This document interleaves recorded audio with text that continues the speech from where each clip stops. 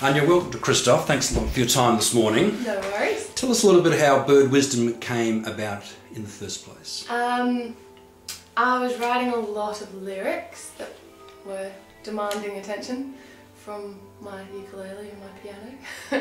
So a lot of it came from like travels in Europe and then getting back home and trying to work out what I wanted to do next, and procrastinating from doing my uni work and stuff like that. Then I started doing a bit of solo performance, and some people who connected with that came up and wanted to be part of it. Mel, who's now playing cello for us, she used to play in a gypsy band with me. We both played strings, and then met other people quite unusually. I had an awful gig at a library where I decided to dress up and still do my thing. It didn't go down very well because it was in a library and the walls kind of ate the sound, and I was just standing there looking a bit odd. So I decided I'd go out and drown my sorrows in a glass of wine at Cafe Bonjournos in my costume still, just in the pouring rain, and a girl who works there came up to me and said, "I like your costume. I like to go out in my costume after I perform," and she turned out to be the most amazing belly dancer I've ever seen. So she just joined the crew. We just kind of collect people along the way. And the dancers with Chris? Yeah, Chris is an old friend of mine who I knew years and years and years ago. He moved over to Perth and studied at Whopper, and then came back, and I just ran into him in town and started babbling about all the things I was excited about doing and wanting to start, like little projects that I wanted to start. We just clicked, like we're both so enthusiastic about the same kind of ideas, and yeah. Now you put out your first album about October last year. Yep. How's that gone for you? Yeah, really well. It was so amazing to go from having songs that we played live and really developing a relationship with them to this new setting of having it in recorded form. Going to the studio was really good experience, and just made us treat the songs a little differently and try and get exactly what we wanted out of the sound. So to have that on record, and then we've put that away, we've moved on to bigger, sort of more raucous sound for Fringe, a bit more like circusy and I don't know how you describe it necessarily, but like that raw cabaret feel. And I found it really interesting, even just in the last few weeks, going back and having that to play and remember that side of things. So it's good to have a recording, and yeah, we sold a few of them during Fringe. Now, the audience reactions you get, because you wouldn't say yours is an orthodox show.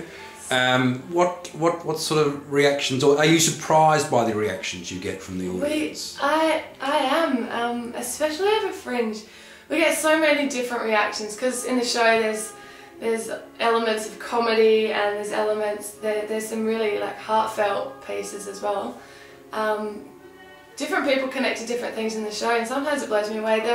I got an email from someone who'd seen the show, just saying that they'd seen the show and they'd gone away and come back with their daughter, and the daughter had seen the show and just been so moved by it and inspired to pursue her music and creativity. And she's, I think she's now put uni on hold so that she can record some of her stuff as well, and just, yeah, some really interesting responses. Some people came up and commented after the show that they just thought it was hilarious. Other people said it moved them to tears. It was really interesting.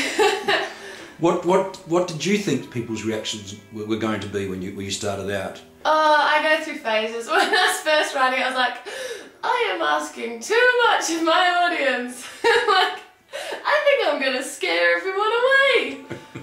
So yeah, at first I thought everyone would go running for the hills, and then I played it to, you know, my safe people, my friends and family, just playing songs to them, and they found it quite amusing. Because of course, like, you write a song and it's funny or it makes sense at first, and then you play it and you try and make it sound really good, and then you're really critical of like the sound of it, and you stop listening to the actual lyrics because you just know them. They just become and then when you perform it live again in front of an audience, it just sort of comes to life, and you go, oh yeah, that's where I was coming from, because you gotta step into a different sort of space. But the show is so so much multifaceted than the songs themselves, isn't it? Because Yeah. you've got the belly dancing, you've got the dancers, you've got all sorts of stuff going on. You've got Melanie sort of holding everything, pivoting around her on the stage. Yeah. I mean, the songs aren't becoming irrelevant, but they're almost a small part of the show. Is that? I mean, why have you, to some extent, allowed that to happen? Well, for me, it all comes from the songs. Like for me, you listen to the songs and they suggest sort of imagery, or they suggest characters or pictures or colours. I come from a place when I put a show on that I want to present all of that the way I see it, just as an offering, you know, and of course it's open to interpretation still, but it's kind of like the songs coming to life for me. Like it all starts, you know, draw some pictures of like strange costumes and write some lyrics of unusual characters or little stories or things that I feel or think about, and then I go, oh, how do I want to share this? And I do it through music and song, but then I also want to have little offerings of visuals and those kind of things, and then it grows with the people that are drawn to it as well and get involved with it, and everyone seems to have their own take on it, and I see my role as making it all coherent. But yeah, I suppose essentially it doesn't distract from the songs from my perspective, because that's where it's all leapt out of, I suppose. Now, to talk a little bit about the show coming up, Tiny Conspiracy. Now, the Fringe show seemed to be sort of a further iteration of the album launch show. Is this one a further iteration, or are we doing something a bit different? How's this show being put together? Yeah, this is a very different sort of approach to our music.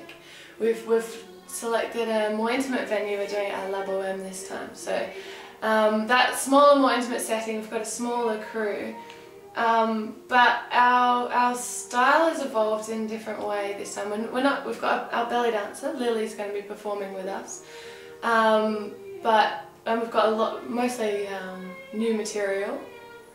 And I suppose it's a different approach because it's a bit more, I don't know how you describe it. It's a bit less like throwing ideas out there and this kind of random bursts of colour and ideas and enthusiasm. It's a little bit more constructed, I suppose you'd say. Or a bit more obvious how constructed it is. But at the same time, I really wanted to explore the idea of having these beautiful, unusual characters that we show on stage in a bit closer with the audience. So it's just like sharing ideas and yeah. Anya, many thanks.